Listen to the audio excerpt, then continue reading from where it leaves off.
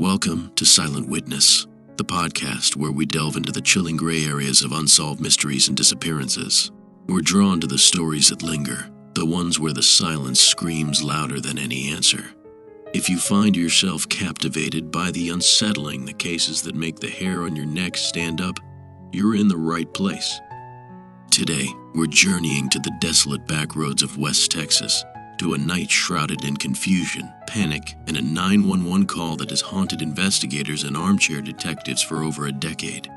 We're talking about the disappearance and eventual tragic discovery of Brandon Lawson. Brandon was a father of 4, a man with a family, a job, and struggles, like any of us. But on a sweltering August night in 2013, he became the center of a mystery that defies easy explanation. His truck was found abandoned, out of gas. He made frantic calls for help, and then he vanished.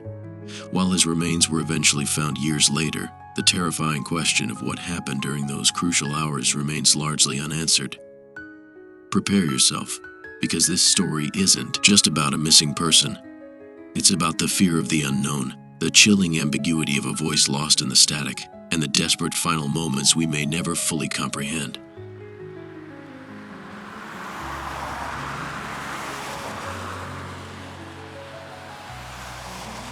Our story begins in San Angelo, Texas, on August 8, 2013.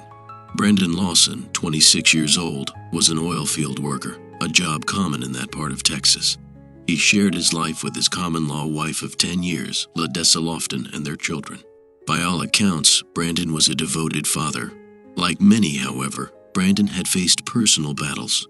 He had a history of substance abuse, specifically methamphetamine, but according to Lawson and his family, he had been clean for about 6 months leading up to that August night.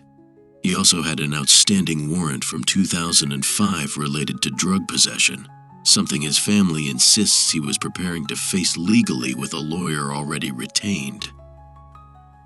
That Thursday evening, the fragile peace was broken. Brandon and Lawson got into an argument. Sources say it stemmed from Brandon not coming home the night before, and Lawson's worry that he might have relapsed. It was described as a typical couple's argument, fueled by life stress, but it set in motion a chain of events with devastating consequences. Around 11:30 p.m., a likely upset Brandon called his father, who lived hours away in Crowley, Texas, and told him he was driving over. Just before midnight, at 11:54 p.m., Brandon got into his silver Ford F-150 pickup truck and left his San Angelo home, heading north into the vast, dark expanse of West Texas night.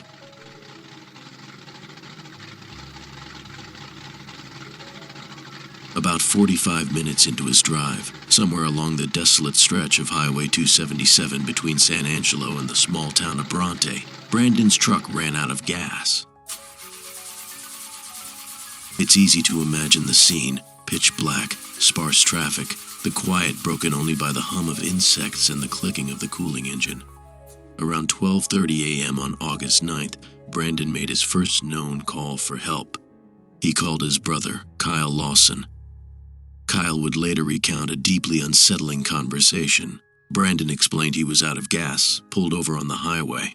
But then, according to Kyle, Brandon added something terrifying: 3 are chasing me out of town. Kyle, aware of Brandon's past struggles, asked if he was hallucinating. Brandon reportedly insisted he wasn't, clarifying he meant the Mexicans in the neighborhood. Think about that for a moment. Stranded alone in the dark and believing he's being pursued. Was this paranoia, or was Brandon Lawson genuinely in danger from the moment his truck stopped? Kyle, understandably concerned, told Brandon he would bring him gas. Along with his own wife and their 4-year-old child, Kyle drove to Lawson's house, picked up a fuel container, and headed towards Brandon's location. They continued trying to communicate via phone, but the calls were brief, plagued by poor cell reception, common in that rural area, with Brandon reportedly not maintaining the conversation. Then at 12:50 a.m., Brandon made the call that would become the dark heart of this mystery. He dialed 911. Due to the location, the call didn't go to a standard centralized dispatch. It reportedly routed to personnel at a local nursing home or a similar non-emergency line handling after-hours calls for the small Coke County Sheriff's Office. The audio recording of this call exists, and it is chilling. Brandon sounds panicked, out of breath, almost frantic. The connection is poor, his words sometimes slurred or garbled. Deciphering it has become an obsession for many trying to understand his fate. Let's break down what can be understood and what remains terrifyingly ambiguous. He clearly states he needs police. He mentions running out of gas. He says, yes, I'm in the middle of a field.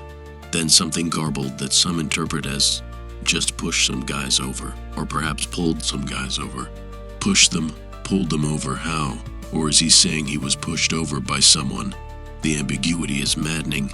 He continues, right here going towards Abilene, on both sides. On both sides of what? The road? The field? My truck ran out of gas. There's one car here, one car besides his disabled truck. Who did it belong to? Then, the most chilling line, the guy's chasing me. Got taken through the woods. Please hurry. Some versions transcribe it as the guy's chasing to the woods. Either way, the implication is pursuit and danger. The dispatcher, struggling to understand, asks him to repeat himself. Brandon responds with something often transcribed as, there'll be no talking to him. I accidentally ran into him. The dispatcher clarifies, oh, you ran into him? Okay. But investigators found no damage to Brandon's truck, consistent with hitting anything or anyone. Did he mean he encountered them unexpectedly? He then says something muffled. Potentially he says, the first guy. What does that mean? The dispatcher asks if he needs an ambulance. There's a faint sound here, some hear quick. Yeah.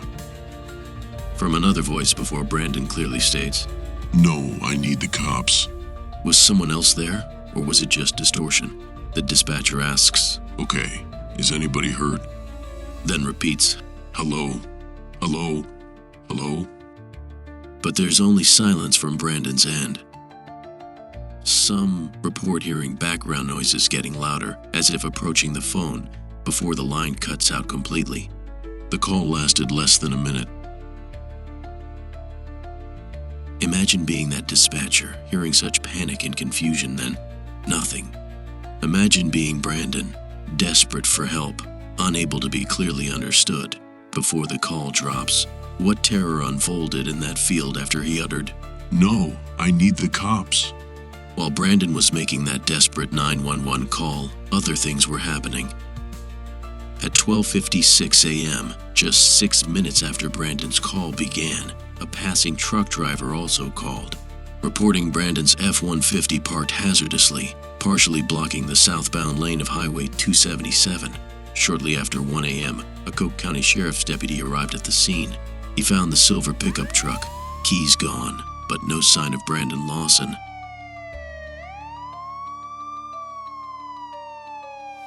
Around 1:10 a.m., Kyle Lawson arrived with the gas can, finding the deputy already there. And here, the story takes another bizarre, deeply unsettling turn. Kyle was on the phone with Brandon as he pulled up. Brandon allegedly told his brother, clear as day despite the bad reception earlier, I can see you, I'm right here. But Kyle couldn't see him. The deputy couldn't see him. They scanned the darkness around the truck, the edge of the brush and field, nothing. Kyle, knowing about the outstanding warrant, admitted he initially assumed Brandon was hiding nearby, perhaps just off the road, trying to avoid interacting with the deputy. Was he hiding, or was he already somewhere else, disoriented and perhaps injured? Kyle, after speaking with the deputy, who likely ran the plates and saw the warrant, perhaps reinforcing his assumption, decided to give Brandon space. He drove a short distance up the road, parked, and waited. But before leaving the immediate vicinity of the truck, around 1:18 a.m., Kyle managed one more brief, harrowing call with Brandon. This time, Brandon sounded out of breath and said he was bleeding, really bleeding. Then the connection died for the last time. After 1:19 a.m., all calls to Brandon's phone went straight to voicemail. Kyle waited for about 30 to 45 minutes. Still, no sign of Brandon. But, believing his brother might eventually return for the gas, Kyle left the fuel can in the bed of the pickup truck and drove home, planning to check back later. However, when he returned around 5 a.m., the truck and gas can were still there. Brandon was not. He had vanished into the pre-dawn darkness.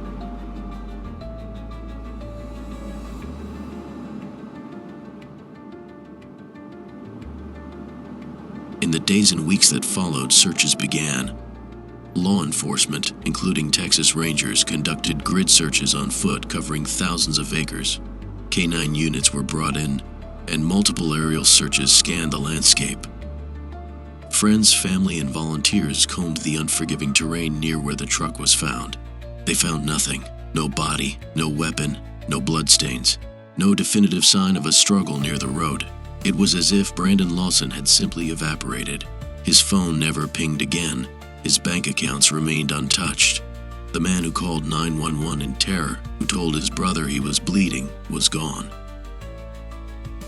The family, spearheaded by LaDessa and supported by a growing online community through the Help Find Brandon Lawson Facebook page, never stopped looking for answers. They shared his story, analyzed the 911 call endlessly, and pleaded for information. LaDessa, in interviews, expressed the agony of not knowing, oscillating between theories. Did he run into someone dangerous? Did an animal get him? Did he succumb to the elements? Or did he simply collapse somewhere hidden? The outstanding warrant lingered as a question mark. Could he have been trying to evade capture due to his warrant? His family vehemently argued against this being the primary motive. He had a lawyer and planned to deal with it. And crucially, he called 911 himself. People running from the police don't typically call the police for help unless facing a greater, more immediate threat. For nearly 9 years, the case remained cold. A chilling mystery centered on that fragmented, panicked 911 call and the empty stretch of Texas highway. Then, in February 2022, a breakthrough, driven by the relentless efforts of private searchers working with the family's blessing. A search team, reportedly led by advocate Jason Watts, who'd become deeply involved in the case, was scouring private property. Roughly a mile, maybe a bit more, from where Brandon's truck had been abandoned 9 years earlier. There, hidden in the brush, they found clothing that matched the description of what Brandon was wearing the night he disappeared. Camo shorts, a yellow shirt, and his distinctive white Nike Air Max shoes. The Texas Rangers were called back to the scene. A meticulous search of the areas surrounding the clothing yielded the discovery they had long feared, yet desperately needed: human remains. The location itself raises questions. How did Brandon, potentially injured and bleeding, travel roughly a mile across what's described as difficult, brushy terrain at night without leaving an obvious trail near the road? If he was being chased, did he make it that far? If he was disoriented, how did he even end up there? The discovery brought a new kind of agony. Identifying remains after nearly 9 years of exposure to the harsh Texas elements is a slow, painstaking process. Then finally, on Christmas Day 2024, LaDessa shared the news the family had been waiting for. After almost 3 years of complex DNA analysis, the lab was able to confirm that the remains belonged to Brandon Lawson. After 11 long years, Brandon Lawson could finally be brought home, laid to rest. A measure of peace, perhaps, in knowing where he was. But the peace is fractured and incomplete, because the discovery of his remains answered only one question: the terrifying core of the mystery. What happened to Brandon Lawson between running out of gas and his death in that field remains locked in the silence of that desolate landscape. The official cause and manner of death remain undetermined. The condition of the skeletal remains likely offered few clues about how he died. Was there foul play, as the 911 call seems to suggest? Did he encounter the people he claimed were chasing him? Or was it a tragic case of drug-induced psychosis leading to a fatal accident or succumbing to the elements far from help? His statement about bleeding remains unexplained. Did he injure himself running in the dark? Was he assaulted? We are left contemplating the frantic voice on the 911 call. Who was the first guy? Who was the guy chasing him? Was there really one car here? Was Brandon perceiving reality, or was his mind betraying him under the influence of drugs and stress? Even if drugs played a part in his disorientation, the sheer terror in his voice sounded undeniably real. The Brandon Lawson case is a chilling reminder of how quickly a situation can spiral out of control, how isolated one can feel even yards away from the highway, and how sometimes Even a desperate call for help can get lost in the static, leaving behind only echoes and unanswered questions. He was found, but the full story of his final hours may forever remain a ghost on Highway 277. Thank you for joining us on Silent Witness. If you have information on any unsolved case, please contact the relevant authorities. Until next time, stay curious, stay cautious, and remember the stories that linger in the silence of the past. The clock's tick.